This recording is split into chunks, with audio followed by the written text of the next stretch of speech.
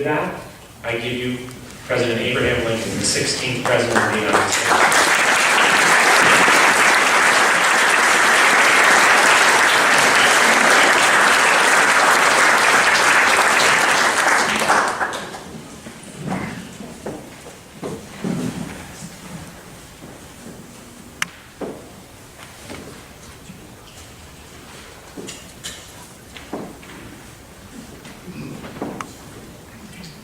In July of 1863, the Union had two victories, one in the West and one in the East. In the West, General Grant's army captured the city of Vicksburg on the Mississippi River. In the East, General Grant's army, General Meade's army of the Potomac, defeated Bobby Lee in a small town in Pennsylvania called Gettysburg.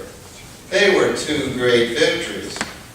Shortly afterwards, friends asked me that I should make some sort of a broad public statement to the people about the meaning of the war.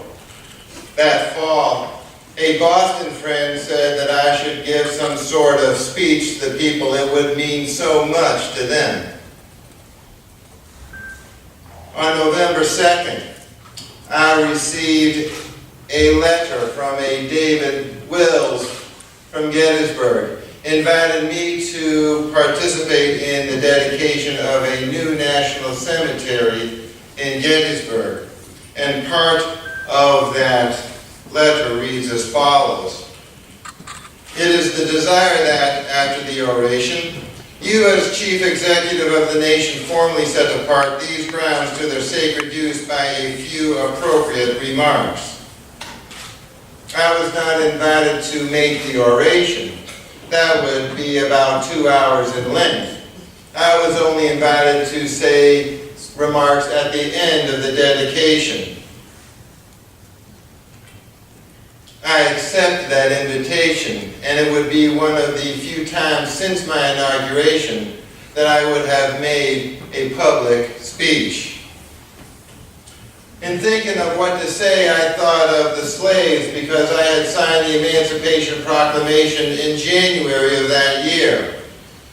And I also thought of the Declaration of Independence that contained the phrase, all men are created equal. So I wanted to make a speech about the purpose of the war and how it had changed from simply preserving the Union to preserving the Union and given freedom to the slaves. I also wanted to say that it was those who had fought on the battlefield who had dedicated the occasion, and it was for us, the living, to support our government's experiment with democracy. I thought of all of those things, letting it roll around in my head, and then I would sound it out loud because I wanted to hear how it sounded. For my speech was intended to be heard and not read. When I finally took pencil to paper, much of it just came out. It always started with fourscore and 7 years ago, and always ended with, shall not perish from the earth. Before I boarded the train to Gettysburg, I said my speech is written, but not finished. And upon my arrival, I worked on it some more. And the next morning, the 19th, I finished it, and I made a clean copy. Later, I joined the procession to the cemetery for the dedication. The main speaker of the occasion was Edward Everett. He is a former governor, senator, Harvard College president, Secretary of State. He is the greatest orator in the nation. He spoke for 2 hours from memory, and as my secretary Johnny Hay said, Everett spoke as he always did, perfectly. When he finished, I shook his hand and said, I am more than gratified. I am grateful to you. Then I rose to speak. I wanted to say words that could be said in a cemetery. Consecration, dedication, hallow, sacrifice, devotion. I wanted to say that while we are here to dedicate these grounds to those who had fought and died, we must really dedicate ourselves to this noble cause here in this cemetery, which is why I use the word here 7 times. My starting point was the Declaration of Independence because I consider that to be a greater document than the United States Constitution. It was signed 87 years before. Well, in the Bible, in Psalms 90, they were saying that you can increase your strength from 70 years to 80 years. In Exodus 7:7, it is written, "And Moses was 80 years old, and Aaron was 83 years old, when they spake unto Pharaoh." 80 sounds very nice.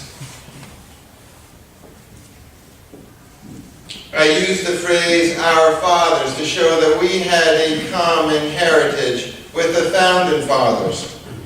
And then I said, proposition that all men are created equal. Proposition is often used in Euclidean geometry. It is something that must be proved. Well, that phrase, all men are created equal, also must be proved. And the outcome of this terrible war will bear out that truth. Proposition is a word that I have used in over 200 times in previous speeches and letters. It originates in Latin. It is a long word. Most of my words are Anglo-Saxon words. They come to me from reading the King James Version of the Bible, as well as works from Shakespeare. The Bible is also called the Saxon Bible. Short words have their own power. Besides dedicating the occasion to those who had died here on these grounds, I said, but in a larger sense, because I wanted to speak to a larger subject. And before I did, the lawyer in me wanted to tell the people 3 things that they could not do, so that perhaps they would agree with the things that they could do. I mentioned unfinished work, because we could finish the work. In order to rededicate ourselves, we had to do 4 things, which is why the last sentence contains 82 words. That from these honored dead, if we can increase our devotion, it will come close to the devotion shown by those who had fought on this battlefield. That we here highly resolve, we could vow to continue on. That this nation shall have a new birth of freedom. That this nation could give a new birth of freedom, which is a larger and greater meaning to liberty for all. While I spoke those words, I also inserted under God. And when I was asked to make subsequent copies, I kept those 2 words. God looks down on this nation, both with approval and as a witness. And that government of the people. My emphasis is on the people and not on the government. We must show the world that democracy is not an absurdity. That government can be run by the people and not by some divine right of kings. This is the last best hope of earth, and it shall not come to an end. Many of my speeches and writings were intended to describe and explain what is.